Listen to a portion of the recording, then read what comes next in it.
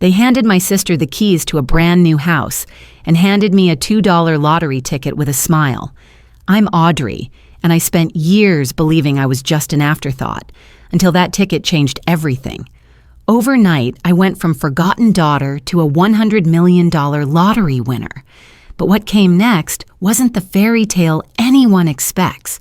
Have you ever wondered what you would do if the people who ignored you suddenly needed you? Tell me in the comments, because this story is just getting started. Vanessa unwrapped the house keys like she had just been crowned royalty. The metallic clink echoed in the room as our relatives burst into applause, their voices filling the space between us with forced cheer. I sat quietly at the edge of the couch, clutching a small white envelope that crinkled beneath my fingers. Inside was my graduation gift, a $2 scratch-off lottery ticket. It was meant to be a joke, I think, or maybe just another reminder that in my family, love was something you had to earn, and even then, there were no guarantees. As I smiled for the obligatory family photos, I felt like a prop in someone else's celebration. The house keys glittered under the chandelier lights. My lottery ticket remained tucked deep in my wallet, growing heavier by the minute. I used to believe things would be different someday. Maybe if I worked harder, smiled wider, stayed quieter. But the truth had been written long before I understood it. I still remember my 7th birthday. Vanessa had a pony brought into our backyard that year, a real live pony with a pink ribbon braided through its mane. She wore a tiara sitting atop that animal like a little queen while the neighbors cheered. I, on the other hand, unwrapped a Barbie doll from the clearance rack at Walmart, one whose box corners were crushed and whose smile seemed as tired as I felt. Mom cut the sheet cake unevenly, handing me a piece barely the size of my palm, already wilting under the summer heat.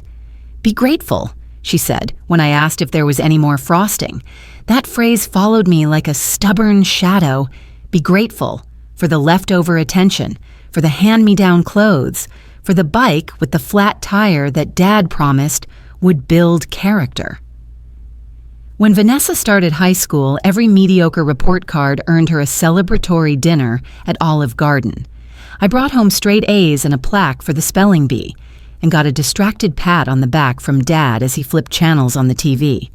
"Good job, kiddo," he muttered, never looking up from the evening news. I told myself it didn't matter, that it made me stronger, that someday all this swallowing of pride and pushing down of hurt would pay off. College came and went in a blur of ramen noodles and overworked semesters.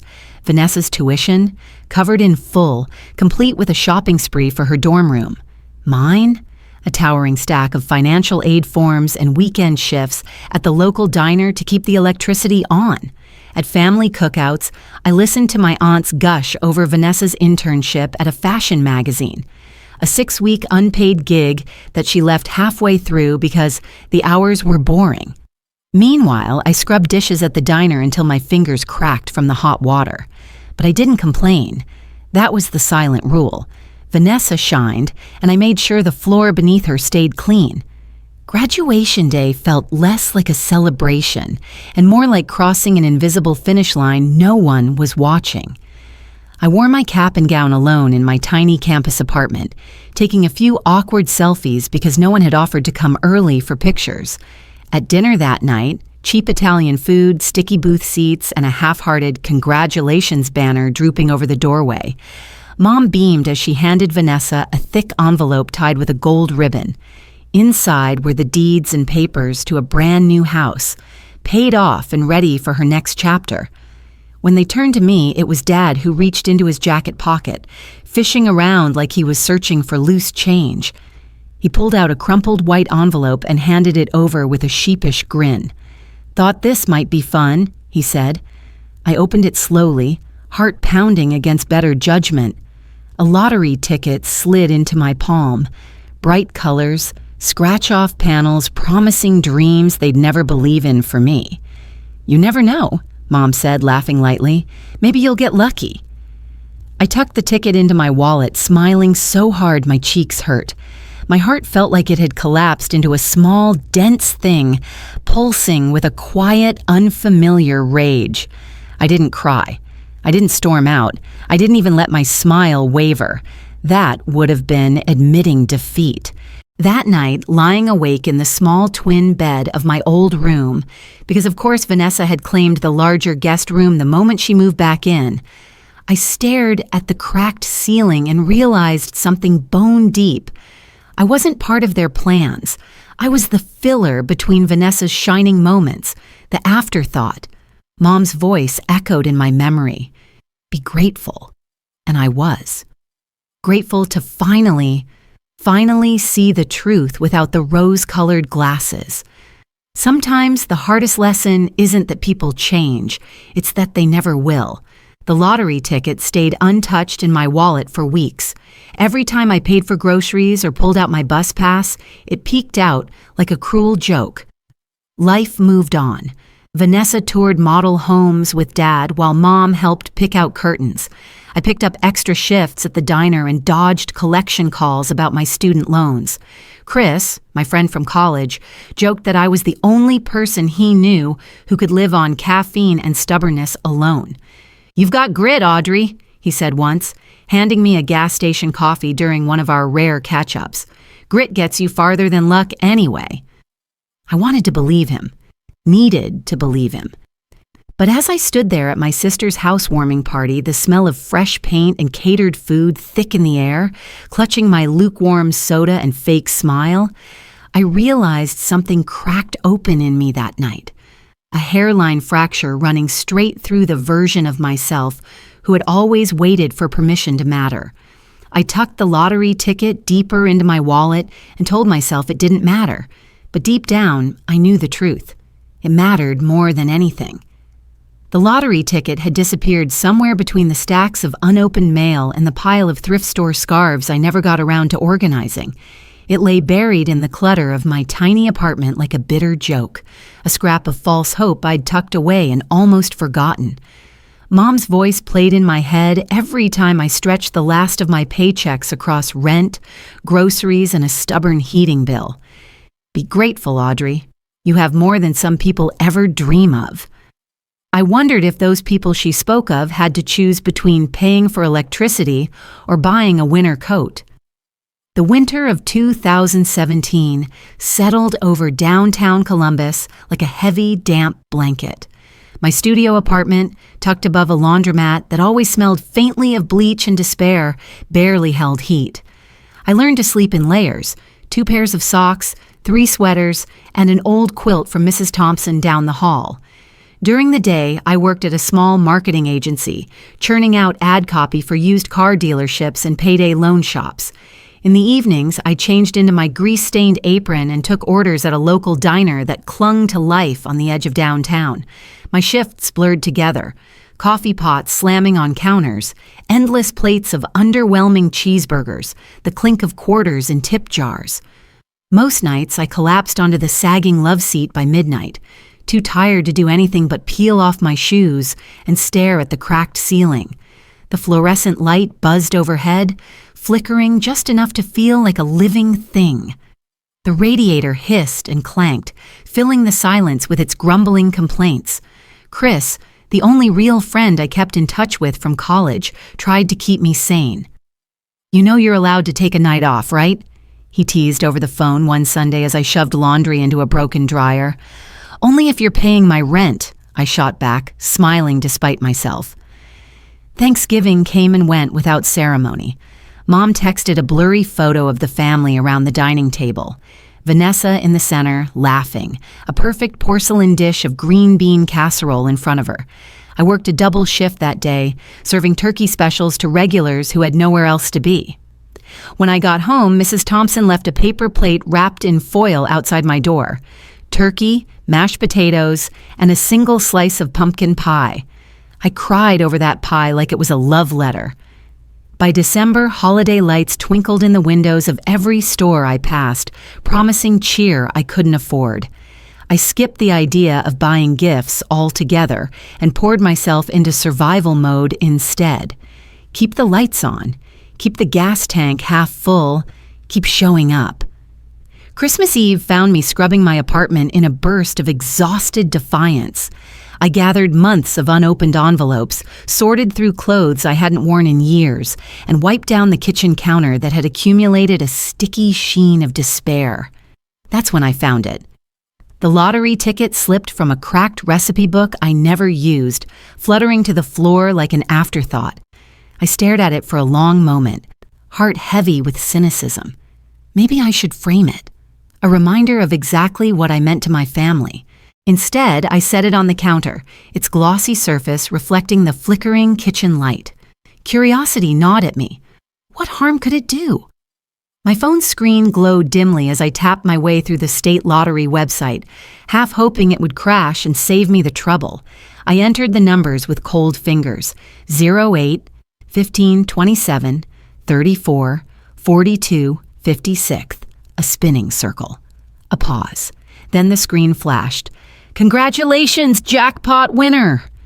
I blinked, rubbed my eyes, hit refresh, same result. The radiator let out a loud pop like a gunshot, but I hardly noticed. My heartbeat filled my ears, a deafening roar. The phone trembled in my hand as if it, too, couldn't believe what it was showing me. $100 million. I dropped into the wobbly kitchen chair, the lottery ticket sliding off the counter and landing on the floor with a whisper. The room around me blurred. Peeling wallpaper, chipped linoleum, the blinking light that I'd stopped noticing months ago. $100 million. Not a typo, not a prank, not a dream. I picked up the ticket carefully, like it was made of glass. My mind raced through impossible scenarios. Was there a catch? A hidden camera? Was this what losing your mind felt like? Outside, the wind rattled the windows, a hollow, eerie sound. I could hear the faint hum of Mrs. Thompson's television through the thin wall, an old Christmas movie where everyone always ended up together, smiling. But this wasn't a movie. I pressed my hand flat against the table, grounding myself. My breaths came shallow and fast. If I told anyone, if my family found out, what would happen? Visions flooded my mind. Vanessa's wide-eyed, "Oh my God, sis, we should totally go into business together." Mom's trembling voice reminding me how much they sacrificed for me. Dad's firm hand on my shoulder, suggesting family investments. This was mine. For the first time in my life, I had something they couldn't take away. If I was smart. I stood up slowly, ticket grip tight in my fist, and looked around my dingy, crumbling apartment. The worn furniture, the sticky floors, the radiator with its endless clatter, all of it a testament to the life I'd been told to be grateful for. And yet, against all odds, I felt grateful now.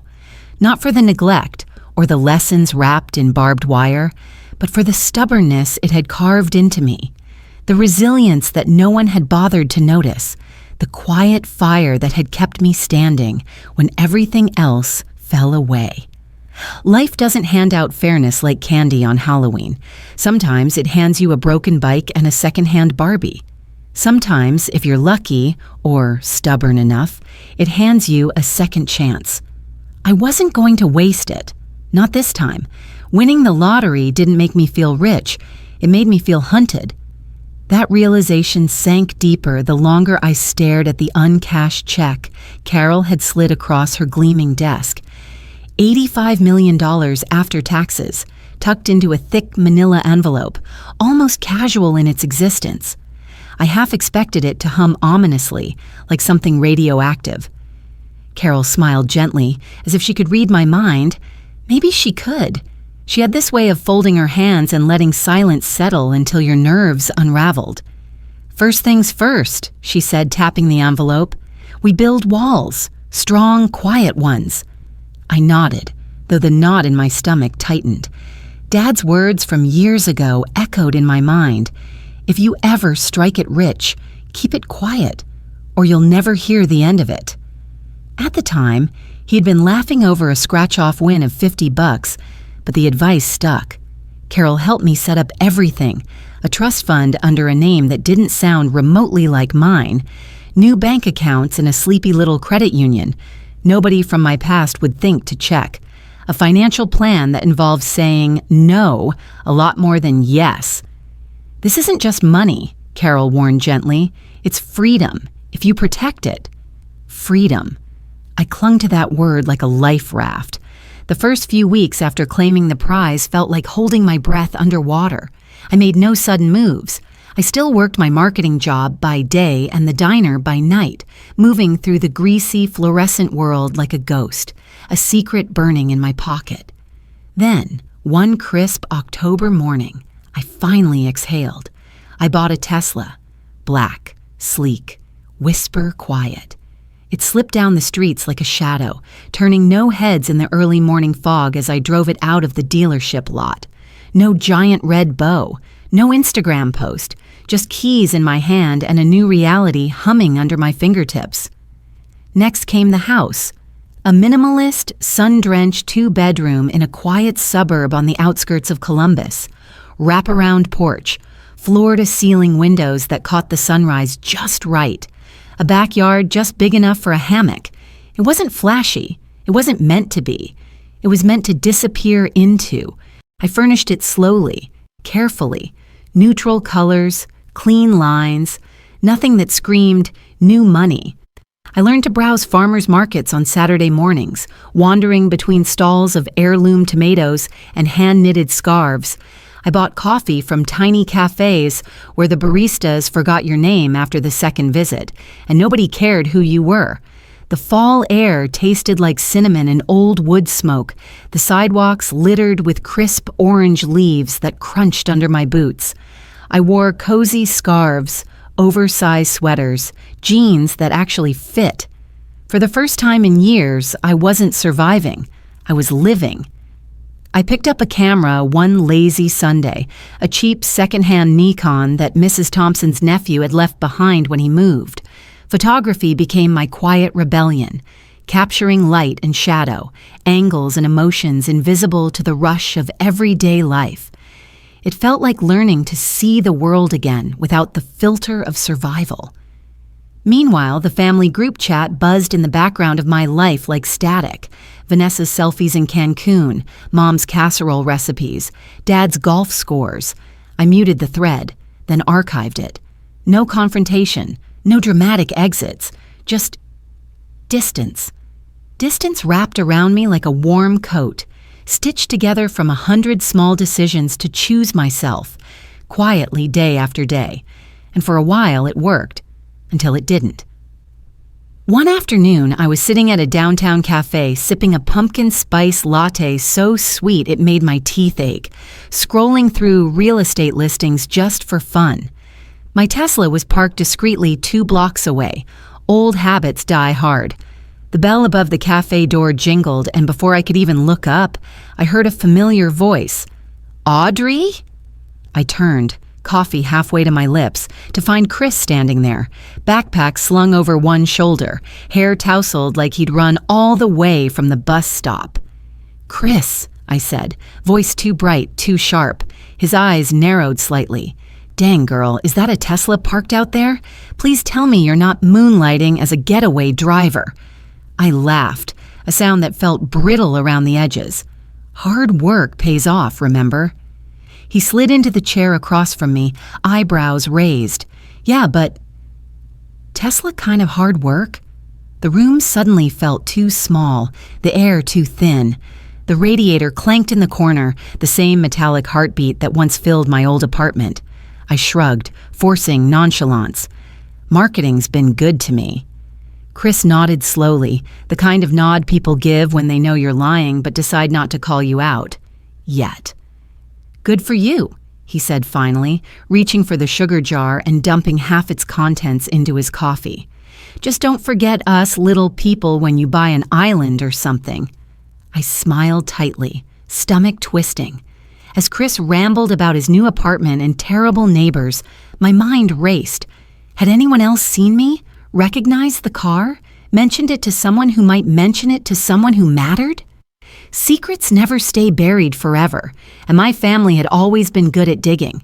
They hadn't asked about me in years, until the smell of new money drifted into the air. It started on a gray Tuesday afternoon, my phone buzzing with an unfamiliar eagerness.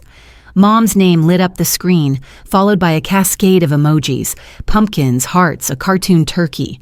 Family Thanksgiving. Hope you'll join us. We miss you so much. I stared at it, heart squeezing in that old, reluctant way. They missed me? After 2 Thanksgivings without a single call, after birthdays forgotten, after moving to a new zip code without anyone noticing? Chris raised an eyebrow over his coffee cup when I showed him the text. Funny how gratitude shows up when the gravy boat needs filling, he said dryly. I laughed, but it caught somewhere in my chest. Still, I texted back a short, polite, wouldn't miss it. Curiosity, that stubborn ember, refused to die. Thanksgiving morning arrived cold and damp. The sky hung low and heavy, the kind of Midwestern gray that seeped into your bones. I parked my Tesla 2 blocks away behind a row of sagging minivans and pickup trucks. No need to stir suspicions too soon. Walking up the old cracked sidewalk felt like entering a time capsule. The beige siding, the porch swing that always squeaked, the sagging wreath on the door. It was all exactly as I remembered. Familiar, and somehow completely foreign. Mom flung open the door before I knocked. There she is, she chirped, enveloping me in a hug that smelled of lavender and canned pumpkin. Inside, chaos reigned in that specific Mitchell holiday way. Kids underfoot, casseroles burning at the edges, laughter a little too loud, a little too forced. The dining room table groaned under the weight of dishes, store-bought pies, boxed stuffing, instant mashed potatoes passed off as homemade. And Vanessa, always the centerpiece, held court from the living room, perched gracefully on the arm of the sofa. She looked polished in a cashmere sweater and perfectly ripped jeans, a gleaming engagement ring catching the light every time she moved her hand just so. "Audrey," she squealed, kissing the air beside my cheek, "you look amazing. Is that a new jacket? Love it." Translation: You don't look like a disaster, but I can't figure out why. "Just something I picked up," I said lightly, slipping my hands into the deep pockets to hide their slight tremor. We settled around the table, plastic wine glasses filled with cheap sparkling wine. Someone had dressed up with sad slices of orange. Toasts were made, turkey was carved, and the conversation, naturally, turned to Vanessa. She beamed as she regaled everyone with tales of wedding planning. How expensive everything was. How Kyle and I just want it to be perfect, you know? She spoke of color palettes and destination honeymoons, throwing in sighs heavy enough to wilt the centerpiece. "And the house," she added dramatically. "We're thinking of expanding. Maybe a sunroom off the back. It's just with the costs these days, you know?" Mom and Dad exchanged glances across the table, the kind of practiced glance that said everything without words. I sipped my wine, the bubbles stinging my throat, and smiled thinly. "Times are tough for everyone," Dad said, setting down his fork with a clatter. "You understand." I nodded, because I knew that game. The slow, creeping lead-up, the careful laying of guilt bricks, one by one, through dessert. Wobbly slices of store-bought pumpkin pie with too sweet whipped topping, the tension grew thick enough to carve. Mom dabbed the corner of her mouth with a napkin and leaned in, voice soft and syrupy. "You know, honey, your father and I were talking. It would mean the world to us, to all of us really, if we could help Vanessa and Kyle get started right." Dad cleared his throat. "Maybe a little something toward the wedding. Maybe help with the house. Family pulling together." I set my fork down carefully, the metal against china sharp in the sudden silence. Vanessa looked at me with wide, hopeful eyes, her hand resting conspicuously near the gleaming ring. The air buzzed with expectation, the kind that used to make me fold instinctively, offering up whatever scraps of myself they demanded just to stay included. But this time, I didn't feel the old pull. Instead, I thought of my 23rd birthday, the one where Vanessa forgot completely, but remembered a week later to ask if I could spot her $300 for a can't-miss handbag sale. I thought of the Christmas I spent alone, heating a microwave dinner while they toasted in front of a roaring fire. Too busy to notice my absence, and I thought of now the life I'd built brick by careful brick, the freedom that buzzed quietly beneath my skin, humming its own defiant song. I smiled, a real smile, calm, certain. Because sometimes the clearest no begins with a smile. Mom's eyes faltered first, flickering uncertainty. Dad coughed into his napkin. Vanessa shifted, her practiced posture sagging for just a heartbeat. I picked up my fork again, slicing another bite of pie, letting the sweetness mask the steel setting in my spine. Outside, the wind rattled the leafless trees. Somewhere, a neighbor's Christmas lights blinked early against the gathering dark. Inside, my family laughed a little too loudly at a cousin's joke, the conversation lurching forward, leaving the offer, no, the expectation, dangling awkwardly between us. And me? I savored the bite of pie like it was the first taste of real freedom. Love had conditions here, and the price tag just got higher. The message came wrapped in digital sweetness, a group email from Vanessa, subject line adorned with glittering emoji hearts.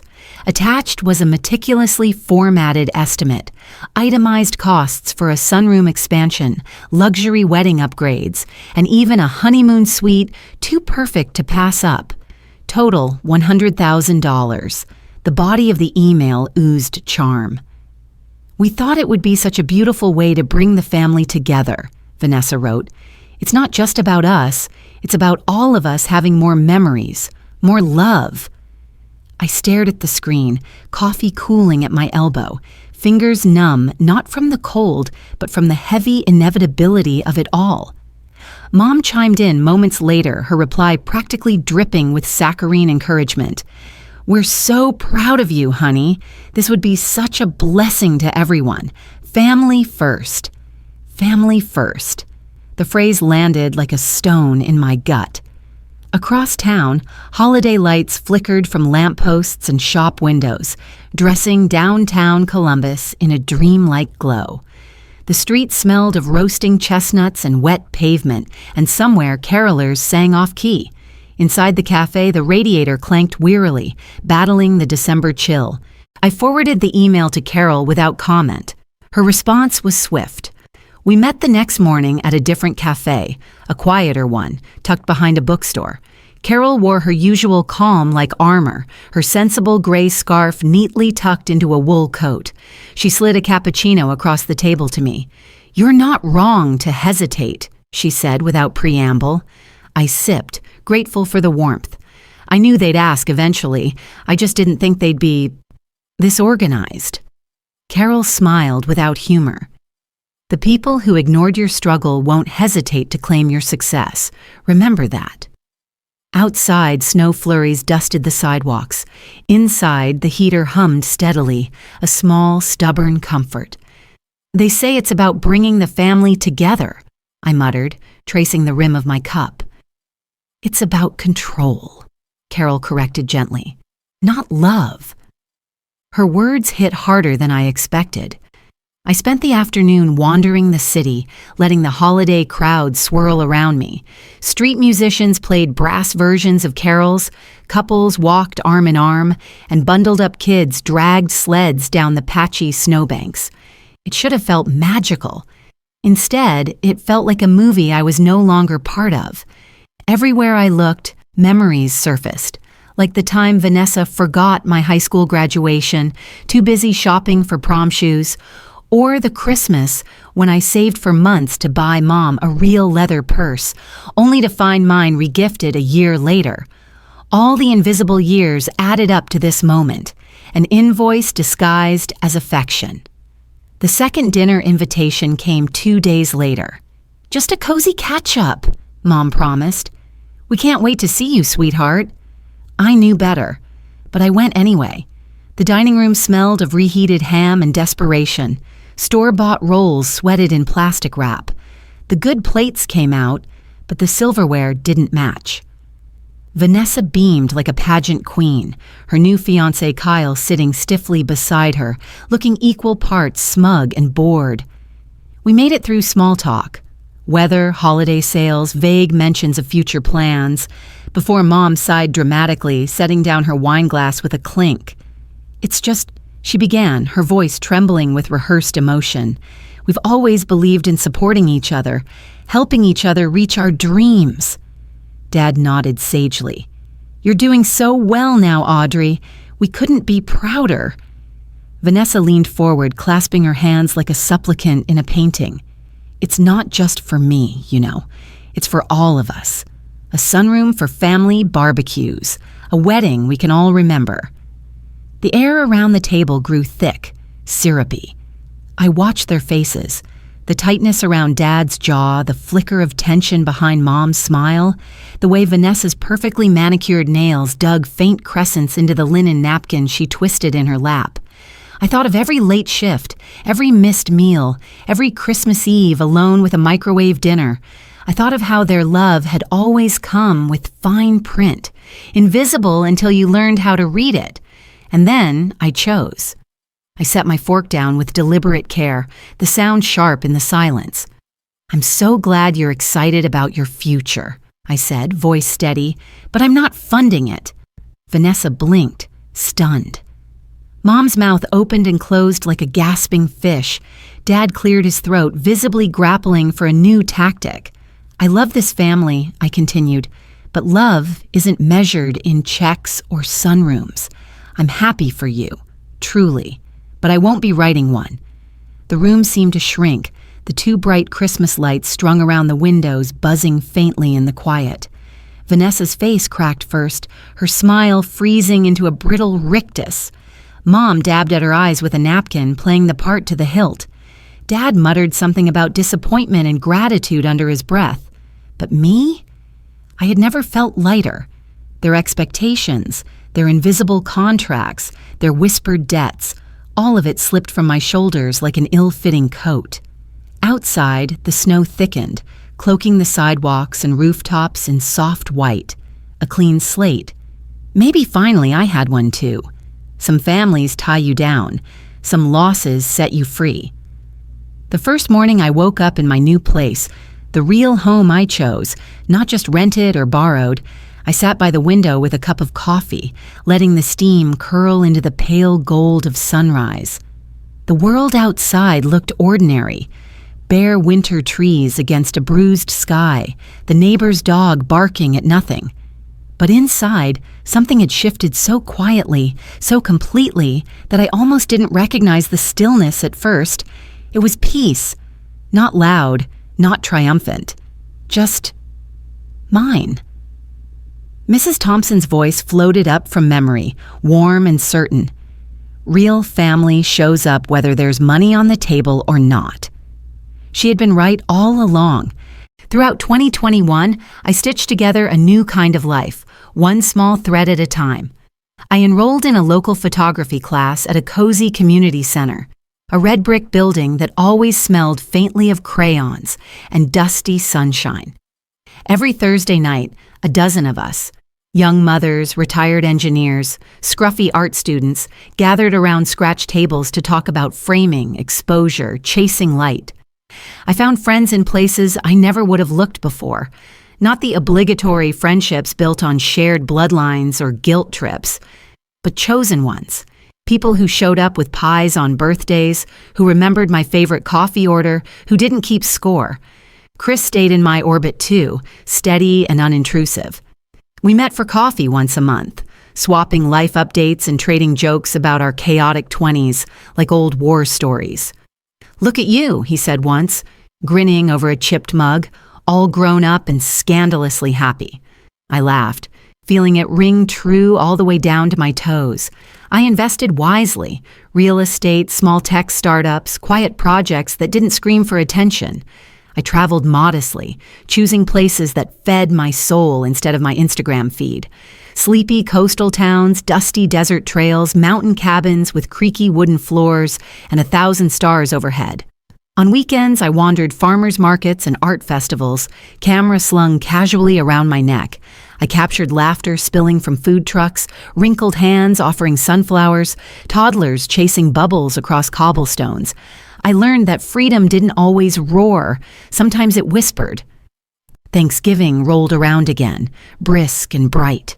Instead of dreading the holiday, I hosted my own gathering. Small, chaotic, perfect. Friends crowded into my living room, balancing plates of potluck dishes on their knees, arguing cheerfully about the best pie-to-whipped cream ratio. The air smelled like cinnamon, coffee, and a dozen different lives stitched together into something bigger than loneliness. I set up a little table by the window, scattered with candles and mismatched place settings. No family heirlooms, no grand declarations, just laughter, warmth, belonging. My phone buzzed once around noon, a text from Mom. Happy Thanksgiving, sweetheart. We miss you. Hope you're doing okay. I read it, smiled softly, and slid the phone into a drawer without replying. Forgiveness, I realized, wasn't about inviting old wounds back to dinner. Sometimes it was just letting the ache float by like a passing storm cloud, seen, acknowledged, but no longer steering the ship. Healing isn't loud. It doesn't announce itself with fireworks or final showdowns. It's waking up one day and realizing you haven't thought about them in weeks. It's laughing without wondering who's watching. It's buying sunflowers for your own kitchen table just because they make you happy, not because someone told you they should. One evening, as autumn deepened into that soft, golden season where every sunset feels like a secret, I found myself wandering through a quiet park, camera in hand. The air smelled of damp leaves and distant bonfires. I crouched low, adjusting the lens, heart beating in time with the fading light. The world melted into gold and copper, the last traces of the sun catching on the edges of bare branches. Click. The shutter snapped. In the frame, a stretch of empty path winding into the horizon, framed by trees shedding the last of their burdens, light spilling like hope across the cracked pavement. No faces, no voices, just freedom, captured not for a gallery, not for applause, but for me. I lowered the camera, breathless, smiling so wide it hurt. I used to chase their approval like it was oxygen. Now, breathing without them felt better than anything money could buy. Sometimes, the greatest gift we give ourselves is simply letting go. In walking away from old expectations, I found a life rooted in peace, laughter, and genuine connection. True family, I learned, isn't about shared blood. It's about showing up with love, no matter what's on the table. If this story touched a part of your heart, I'd love to hear your thoughts. Your own journey might inspire someone else too.